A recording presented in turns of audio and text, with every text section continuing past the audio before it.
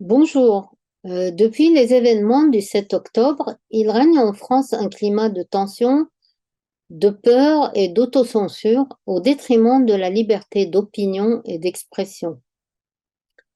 Même si on assiste aujourd'hui à un changement partiel dans l'opinion publique française, surtout avec l'intensification des bombardements et l'attaque par Israël sur Gaza par terre, par mer et par air contre les civils et les hôpitaux, les institutions, les écoles et l'augmentation du nombre de victimes, aujourd'hui plus de 12 000 civils tués.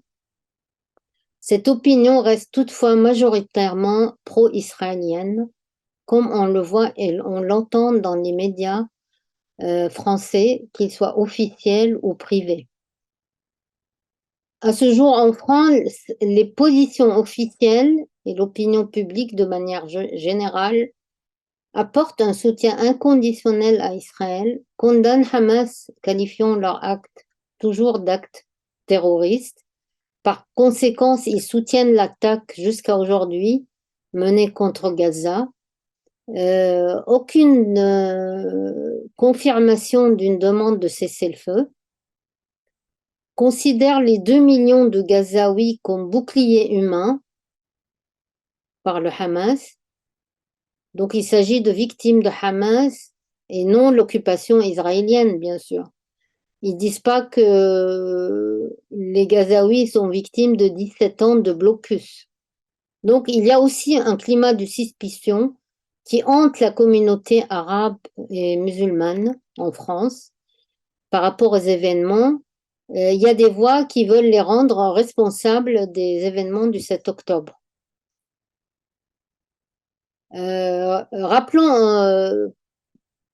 un peu que la politique de défense d'Israël bénéficie d'un soutien inconditionnel en France dans la prolongation du soutien historique depuis sa création en 1948.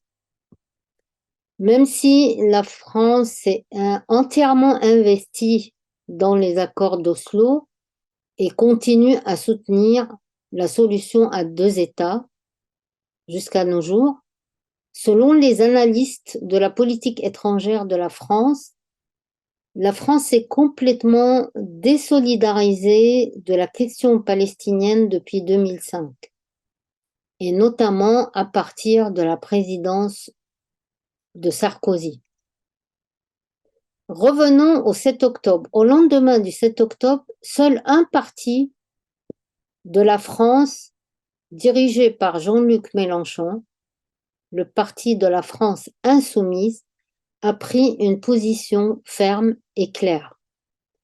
Ils ont déclaré qu'ils refusaient de qualifier l'acte de Hamas d'acte terroriste, mais l'avoir seulement condamné selon le droit international pour des crimes de guerre. Alors Jean-Luc Mélenchon s'est expliqué sur sa position qui lui a permis de qualifier en retour les crimes de guerre israélienne en réaction suite à l'attaque contre la population de Gaza. Il a également condamné le déplacement forcé des Gazaouis du Nord. Plus d'1 million de Gazaouis ont été forcés, selon lui, et ça constitue également un crime de guerre.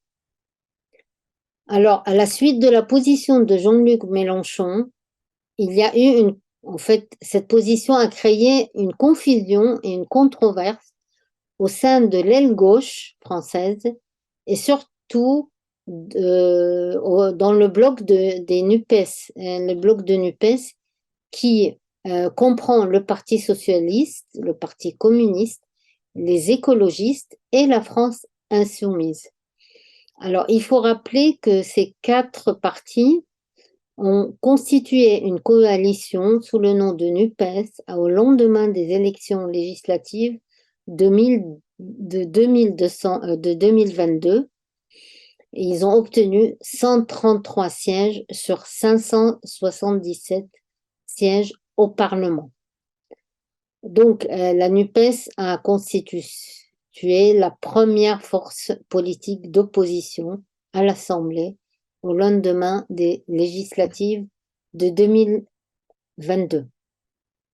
Mais la NUPES est aujourd'hui suspendue en raison de conflits entre les différents membres et notamment entre le Parti communiste, le Parti socialiste et la France insoumise de notre côté.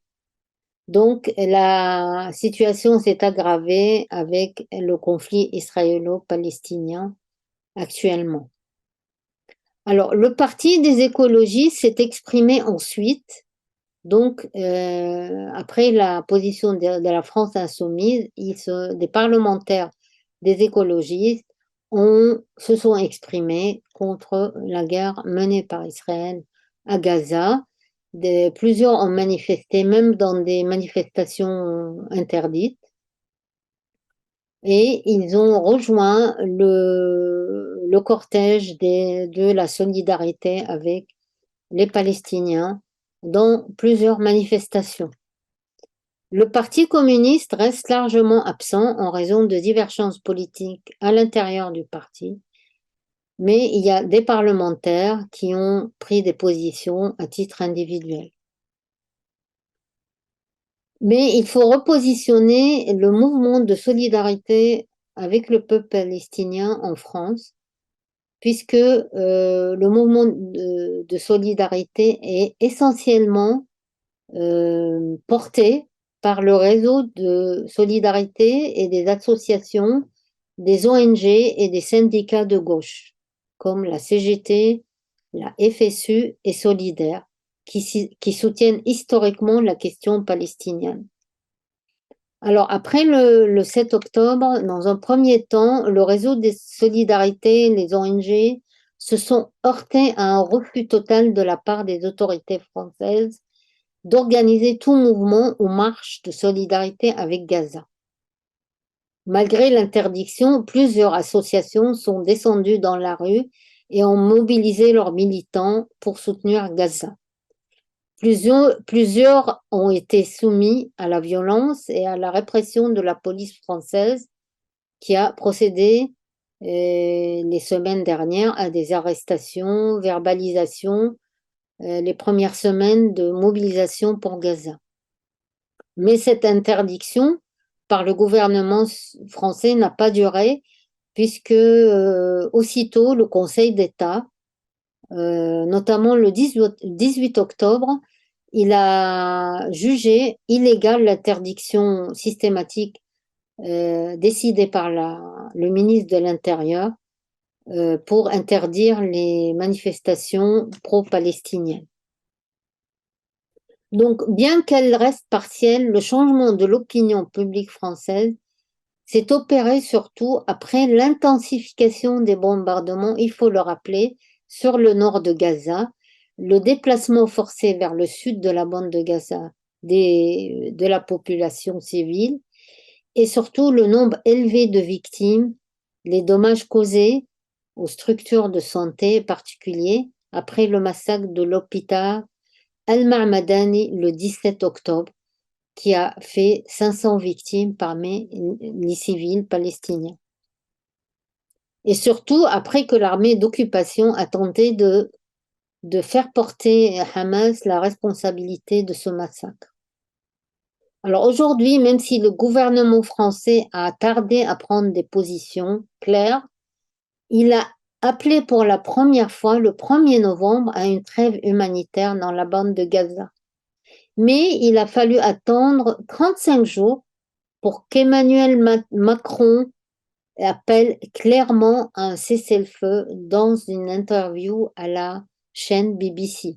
C'était le 11 novembre, il a appelé Israël à arrêter le bombardement contre Gaza. Après, le 16 novembre, la France a condamné les violences exercées par les colons à l'égard des Palestiniens. Petit à petit, la position de la France a commencé à se positionner par rapport également à ce qui se passe en Cisjordanie, comme si ils ont découvert que les colons sont ça veut dire que sont violents par rapport à la population palestinienne. Ils ont condamné les violences qui ont pour objectif, ils disent, de menacer la population et éventuellement les forcer à partir. La ministre des Affaires étrangères a insisté également que les autorités israéliennes doivent respecter leurs obligations envers l'ensemble des populations civiles sous occupation. Et elle a confirmé qu'Israël n'a pas le droit de décider qui doit diriger la bande de Gaza après la guerre. Il y a aussi également, c'est une première dans la politique étrangère française, il y a eu un mouvement des diplomates français, donc quelques diplomates français ont fait une note confidentielle à Macron déplorant le parti pris de la France pour Israël. C'était considéré comme geste hautement inhabituel qui témoigne d'un réel malaise, comme on dit, au ministère des Affaires étrangères. Alors aujourd'hui, nous assistons à une grande mobilisation sans précédent en Europe et en France en soutien à Gaza et au peuple palestinien.